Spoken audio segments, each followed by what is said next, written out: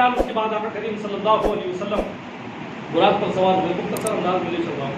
براق پر سوار ہوئے, سواری چلی, پرواز کری.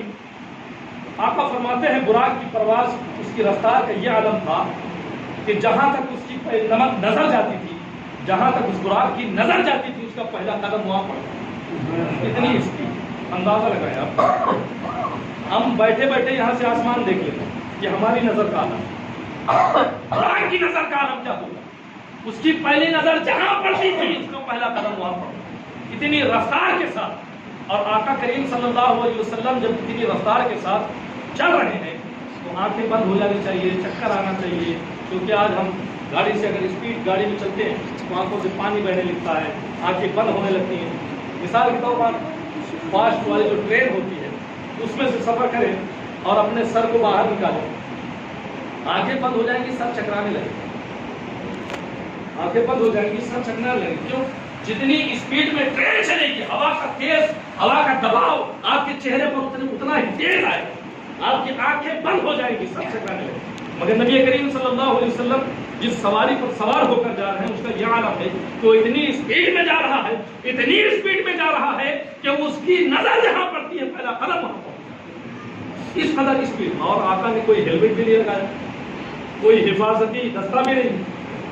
اس کے باوجود آقا سفر فرما رہے ہیں اور سارا مشاہدہ کرتے ہوئے جا رہے ہیں. نہ آپ کوئی آنکھیں بند ہو رہی ہیں, نہ آپ کو چکر آ رہا ہے, نہ آپ کو بشی آ رہی ہے. یہ آقا کریم صلی اللہ علیہ وسلم کی شان. چلتے چلے جا رہے ہیں, چلتے چلے جا رہے ہیں. ایک ایسا مقام آیا جہاں پر کھجوروں کی ہریالی تھی, باغات تھی. اوپر سے دیکھا, حضرت جبریل نے کہا حضور یہاں رک جائیں, یہاں 2 رکعت نماز پڑھ لیں. نماز پڑھنے کے بعد آقا نے فرمایا یہ کون سا مقام ہے؟ کہا حضور یہ یثرب ہے. کیا ہے؟ یثرب ہے. یہ ابھی یثرب ہے, آپ کے آنے کے بعد مدینہ ہو جائے, آپ کے آنے کے بعد یہ مدینہ ہو جائے. پھر آگے بڑھے, کوئی پور پر پہنچے, وہاں پر آقا کریم صلی اللہ علیہ وسلم نے 2 رکعت نماز پڑھی. یا رسول اللہ یہ وہی مقام ہے جہاں موسیٰ کلیم اللہ نے التجا کی, رب ارنی انظر الیک, پروردگار میں تجھے دیکھنا چاہتا ہوں. جواب ہوا اللہ تعالیٰ نے نہیں دیکھ. یہاں بھی 2 رکعت پڑھے, وہاں پڑھے. اس کے بعد پھر اور آگے جب بڑھے تو حضرت سیدنا عیسیٰ علیہ السلام کی ولادت گاہ پر پہنچے. وہاں پر سواری روکی گئی, کہا حضور یہاں بھی 2 رکعت نماز پڑھے. غرض کے اسی طریقے سے اور جب آگے بڑھے تو ایک بڑھیا بھی, حضرت بڑھیا بلا رہی تھی حضور ادھر آئے.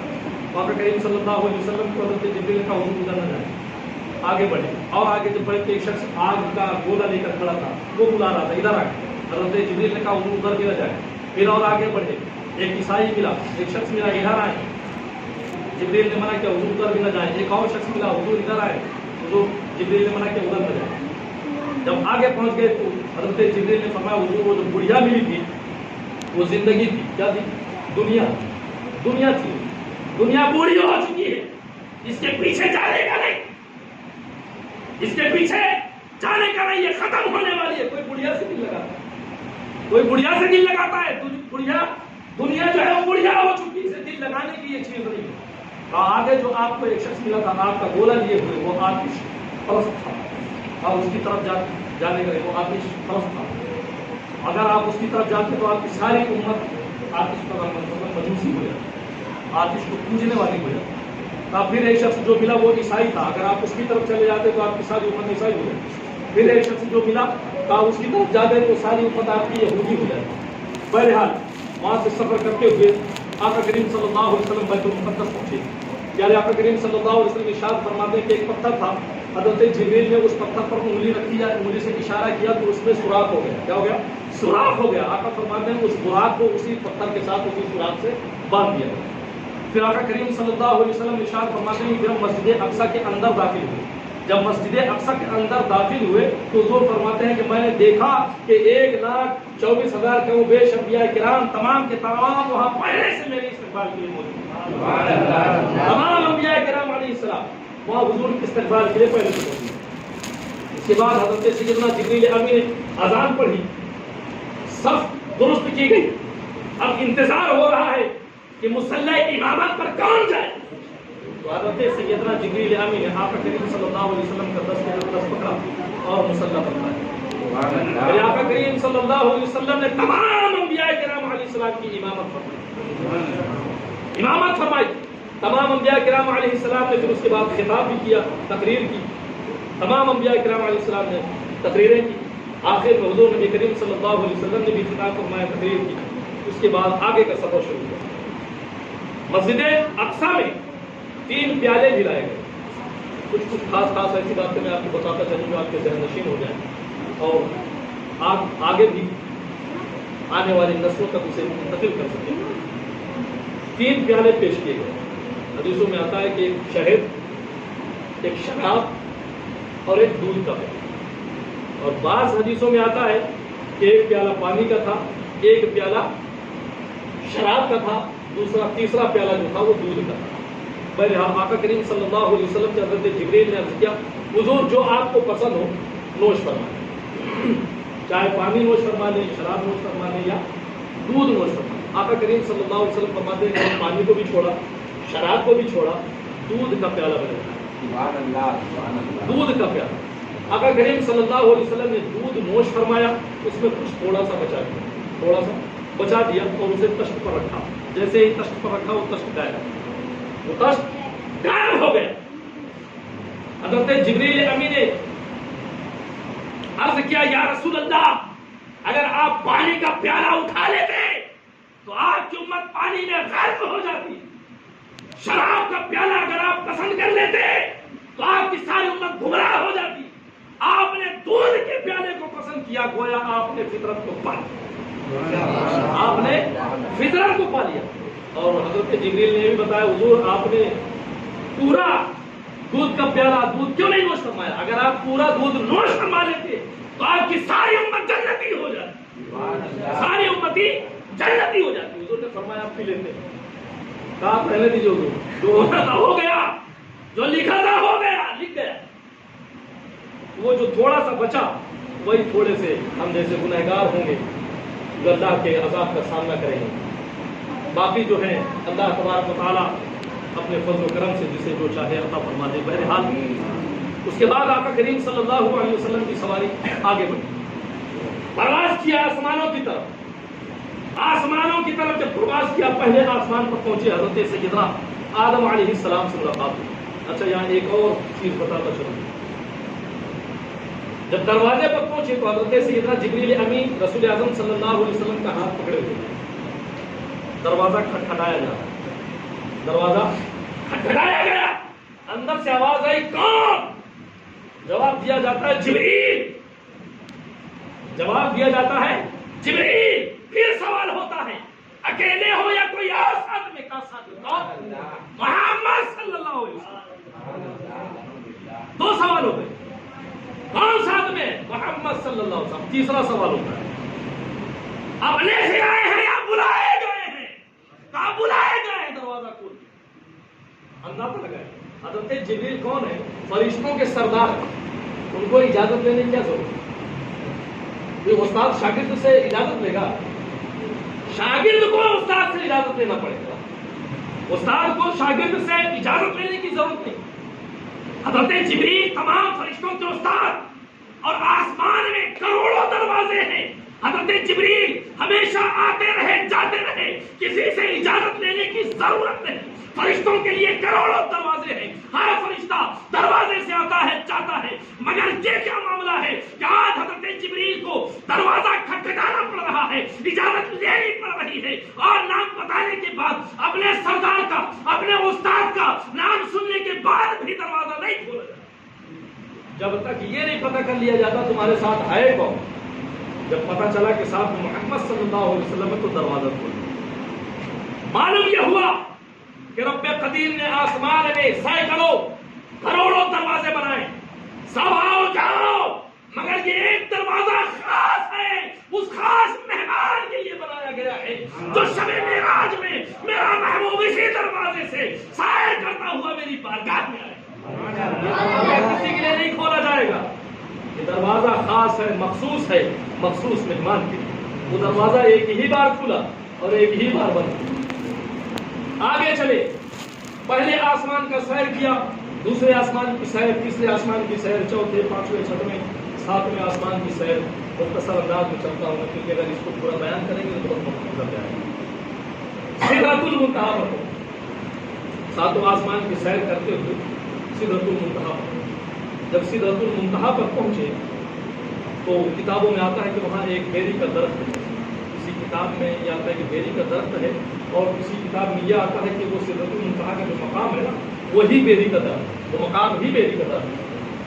اس کے پتے ہاتھی ہرے ہرے ہیں اور ہاتھی کے کان کی طرح بڑے بڑے ہیں، اس کے مٹکے، اس کے پھل جو ہے وہ مٹکے کی طرح گول بڑے نہایت خوبصورت ہیں، اور اس کے ہر پتے پر فرشتے جو ہیں کھڑے ہوئے ہیں، اور انہیں فرشتوں کے نور سے وہ پیڑ جو ہے منور ہے۔ آقا کریم صلی اللہ علیہ وسلم وہاں پہنچے، وہاں دیکھا 2 کرسی رکھی ہوئی، تو 2 کرسی، کچھ خاص باتیں بتا رہا ہوں، شاید اس سے پہلے آپ لوگ خریدنا سنا، 2 کرسی رکھی ہوئی۔ تو آقا کریم صلی اللہ علیہ وسلم حضرت جبریل سے عرض کرتے ہیں، اے جبریل تم تو یہاں اکیلے رہتے ہو، تو یہ 2 کرسی کس کی؟ تم اکیلے ہو تو 1 کرسی ہونا چاہیے، جو 2 کرسی کیوں؟ تو حضرت جبریل عرض کرتے ہیں یا رسول اللہ یہ تو مجھے بھی نہیں معلوم، جب سے اللہ نے مجھے پیدا کیا میں 2 ہی کرسی دیکھا، 2 ہی کرسی دیکھا۔ اللہ تبارک و تعالیٰ نے یہ معراج کا جو واقعہ میں نے بتایا نا، یہ معراج کا واقعہ اچانک نہیں ہوا، اللہ کی مرضی منشا بہت پہلے سے تھی، یہ کائنات بنانے سے پہلے، فرشتوں کو پیدا کرنے سے پہلے، سب کچھ کرنے سے پہلے اللہ کی منشا کی مرضی تھی کہ ایک دن میں اپنے محبوب کو یہاں بلاؤں گا اور جبریل امین کا مہمان ہوگا۔ اللہ نے اسی لیے 2 کرسی رکھی کہ میرا محبوب سدرۃ المنتہا پر آئے گا اور اس کرسی پر میرا محبوب بیٹھے گا، تشریف رکھے گا۔ جبریل امین مہمان نوازی کرے گا اور میرا محبوب مہمان۔ بہرحال پھر وہاں سے جب آگے کا سفر شروع ہوا، کچھ لوگ اچھا دیکھو بشری اور نورانیت اس کو لے کر بھی الجھے رہتے ہیں کہ حضور ہماری تمہاری طرح بشر تھے، کوئی کہتا ہے نور تھے، کوئی کہتا ہے بشر تھے، اس کے بھی بہت سارے پردے اس معراج میں ہٹ جا رہے ہیں۔ اگر غور و فکر کیا جائے تو سارے کے سارے مسئلے ہٹ جاتے ہیں۔ بھئی بشر ہوتے تو آسمان پر کیسے پہنچ جاتے، اور صرف نور ہوتے تو آسمان کیا اور آگے دنا فتدلّا فکان قاب قوسین او ادنیٰ، یہاں تک کیسے پہنچ جاتے؟ نور ہی اگر ہوتے تو آقا کریم صلی اللہ علیہ وسلم کو اللہ تبارک و تعالیٰ نے بشریت کا لبادہ اڑا کر دنیا میں مبعوث کیا۔ آقا کریم صلی اللہ علیہ وسلم نور اور حضرت جبریل بھی نور، مگر دونوں نور کے فرق ہیں۔ ہم بھی بشر ہیں، آپ بھی بشر ہیں، آپ میں اور مجھ میں بھی فرق ہے، ہم دونوں ایک جیسے نہیں ہو سکتے۔ اسی طریقے سے حضور بھی نور، حضرت جبریل بھی نور، دونوں نور میں فرق ہے۔ کیوں فرق ہے ابھی آپ کو سمجھ میں آ جائے۔ حضور کریم صلی اللہ علیہ وسلم نے فرمایا جبریل چلو آگے چلیں، آگے بڑھیں۔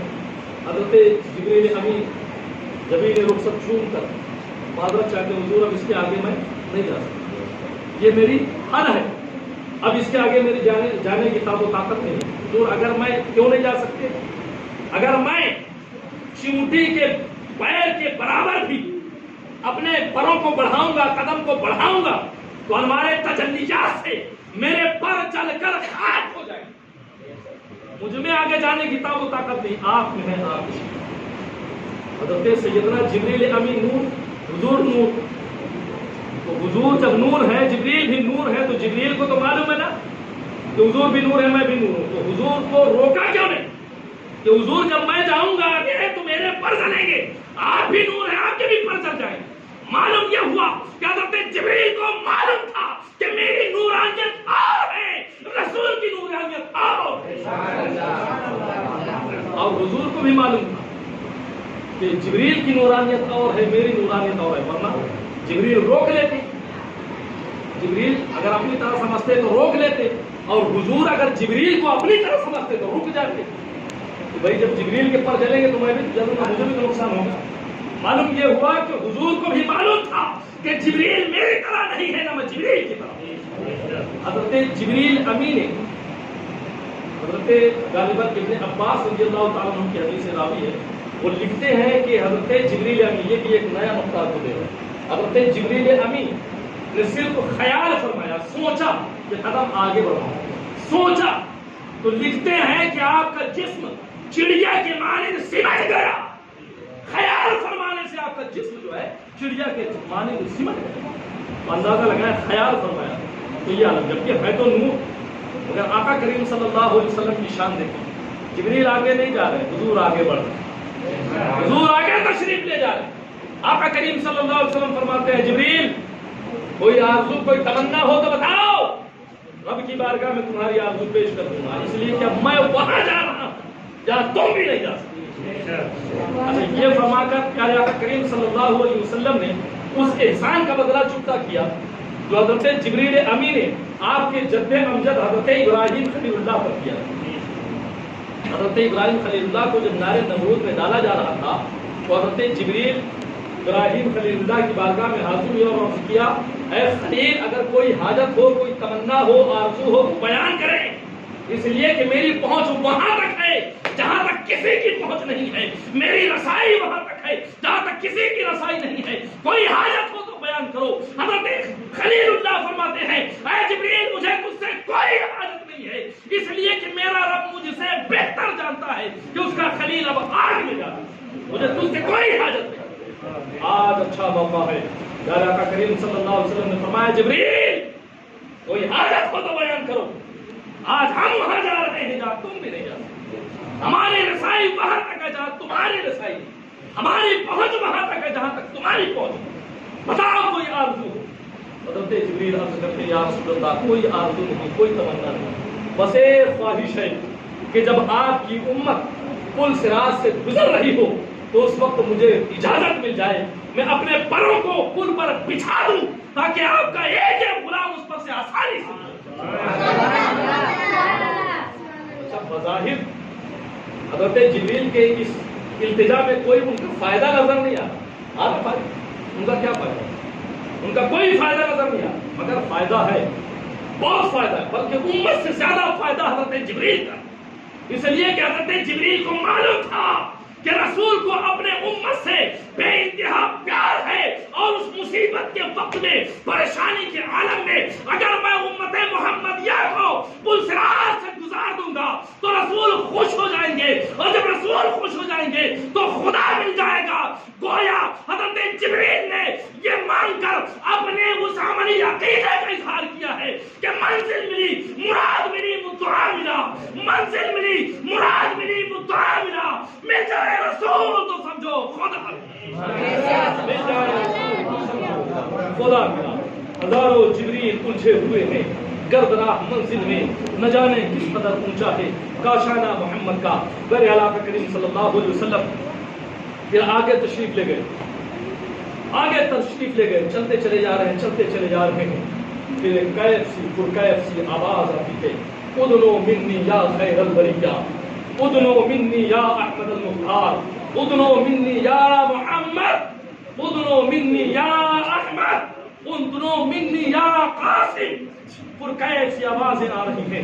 آقا کریم صلی اللہ علیہ وسلم بڑھتے چلے جا رہے ہیں، آپ کا قدم مبارک آگے بڑھتا چلا جا رہا ہے. آقا چلے جا رہے ہیں، کہاں پہنچ گئے معلوم نہیں. دلافت اللہ کا نازک مقام ہے، انوار تجلیات جلالی و جمالی نے معراج کے سرتاج کو آگوش قربت میں لے لیا ہے، اور بازاغ البصر وما طغى کے مطابق آقا شریف کی منزل سے بالا تر ہو کر دیکھ کا مقام حاصل کر لیے ہیں، اور اپنے سر کی آنکھوں سے اپنے رب کا دیدار فرما رہے ہیں، اپنے سر کی آنکھوں سے اپنے رب کا دیدار فرما رہے ہیں. وہاں حضرت سیدنا موسیٰ کلیم اللہ نے نور کی تجلی کی ذرہ برابر جھلک نہ دیکھ سکے، بے ہوش ہو گئے.